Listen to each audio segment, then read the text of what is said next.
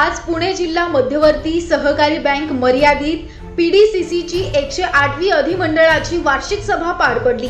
सदर सभेमध्ये सहभागी झालो।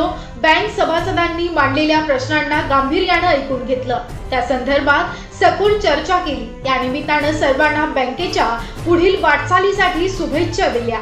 शेती संबंधित विविध योजनांच्या माध्यमातून शेतकऱ्यांना आर्थिक पाठबळ देणारे महत्त्वाचे कार्य बँक करत आहे। तसंच देशात आणि परदेशात शिक्षण घेऊ इच्छिणाऱ्या विद्यार्थ्यांना सर्वात कमी व्याजदरामध्ये कर्ज उपलब्ध करून दिले जातं। हे खरंच उल्लेखनीय आहे। या सभेमध्ये आगामी काळामध्ये 2025-30 या कालावधीसाठी बँकेचं विजन स्पष्ट करण्यात आलं। ते यशस्वीपणे पूर्ण करण्यासाठी सर्वतोपरी प्रयत्न केले जातील अशी खात्री दिली। याबरोबरच शेती आणि शिक्षण क्षेत्रामध्ये कृत्रिम बुद्धिमत्ता AI किती महत्त्वाची ठरणार आहे हे उपस्थितांना समजावून सांगितलं। SL9 न्यूज मराठी पुणे प्रतिनिधी आकाश साळुंके।